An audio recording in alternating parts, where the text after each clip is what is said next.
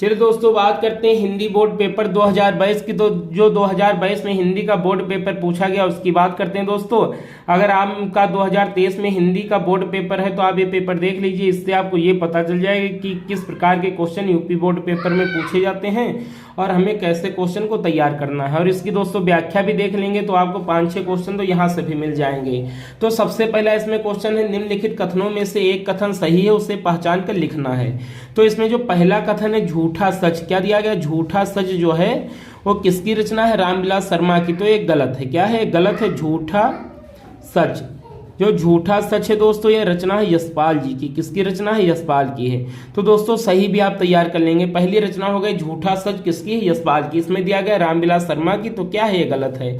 अगला क्वेश्चन देखेंगे, आवारा मसीहा एक उपन्यास है। तो आवारा मसीहा उपन्यास ना होकर के एक जीवनी है। क्या? तो ये इसकी विधा क्या? आवारा मसीहा। आवारा मसीहा ये लिखा किसने दोस्तों? तो विष्णु प्रभाकर जी ने लिखा। आवारा मसीहा के लेखक हैं विष्णु प्रभाकर जी हैं।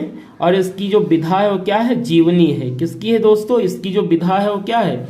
इसकी विधा जीवनी है। और अगर ये भी पूछ ले कि जो आवारा मसीहा है इसमें किसकी जीवनी विष्णु प्रभाकर जी ने लिखी, तो शरत चंद्र जी की जीवनी लिखी। किसकी लिखी? शरत चंद्र जी की जीवनी लिखी। किसने लिखी? विष्णु प्रभाकर जी ने लिखी। किसमें लिखी? आवारा मसीहा में लिखी। तो इसमें दोस्तों क्या दिया गया था? आवारा मसीहा एक उपन्यास। तो ये बिल्कुल गलत है। महादेवी वर्मा एक उपन्यास लेखिका है। तो महादेवी वर्मा जी ने अधिकतर कहानियां लिखी। क्या लिखी हैं? कहानी लिखी। तो ये भी गलत। इनको यामा कहानी के लिए, किसके लिए दोस्तों? यामा के लिए ज्ञानपीठ पुरस्कार से भी महादेवी वर्मा जी को सम्मानित किया गया था। किससे? तो ज्ञानपीठ पुरस्कार से महादेवी वर्मा को यामा के लिए सम्मानित किया गया था। उपन्यास लेखिका नहीं है, कहानी लेखिका है। अगले क्वेश्चन की बात कर लेते हैं। हंस पत्रिका के संपादक मुंशी प्रेमचंद जी हैं। दोस्तों ये बिल्कुल सही। आपका चौथा जो ऑप्शन है ये बिल्कुल सही। जो हंस पत्रिका इसका संपादन हुआ था बनारस से 1936 में। कब हुआ था? 1936 में। और इसके जो संपादन करता है मुंशी प्रेमचंद है। क्या है? मुंशी प्रेमचंद है दोस्तों। चंद्र नहीं होता, चंद लिखा जाता है। तो इसमें देखो क्वेश्चन कौन सा आपका सही हो जाएगा। इसमें सही कथन पहचान के लिखना है तो 3 गलत हो गए और चौथा लिखना है, ये वाला सही हो जाएगा। चलिए अगले क्वेश्चन की दोस्तों बात कर लेते हैं।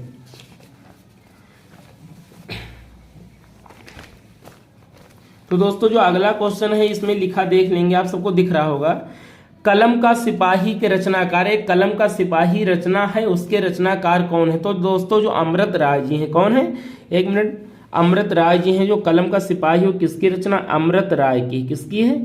अमृत राय जी की रचना है। क्या? कलम का सिपाही जो ये वाली रचना दी गई है ना, ये वाली कलम का सिपाही ये किसकी है? अमृत राय की। और इसकी विधा अगर पूछ ले तो जीवनी है दोस्तों। ये क्या है?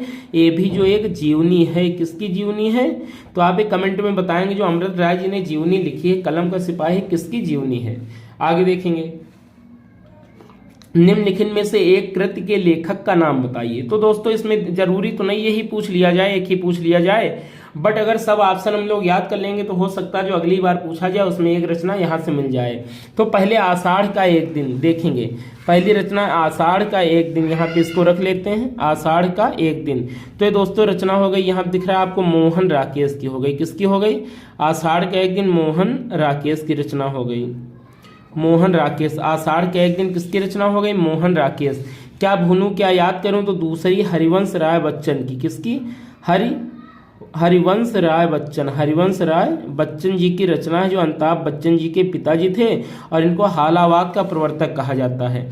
आगे रस मीमांसा बात करेंगे और आचार्य रामचंद्र शुक्ल जी की। किसकी है? रामचंद्र शुक्ल जी की है, रस मीमांसा है। ये हो गई।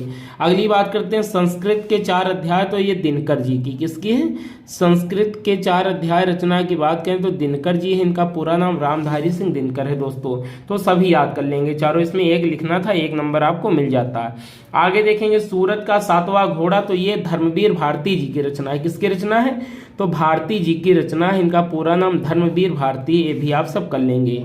आगे देखेंगे उसने कहा था। क्या? उसने कहा था कि विधा पूछ रहा है इसमें।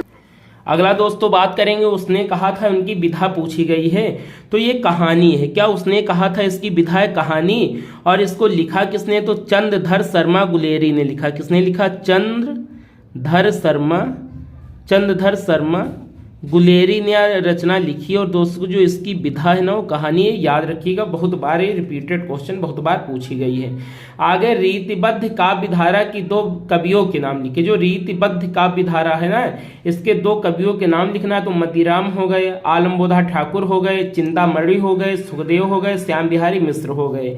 ये सब किस कवि के हैं? तो रीतिबद्ध काव्य धारा के कवि। दोस्तों इतने बता दिए, इनमें से आप कोई दो लिख देना या तीन लिख देना, बस दो पूछा गया तो दो लिख देना, एक नंबर पक्का हो जाएगा।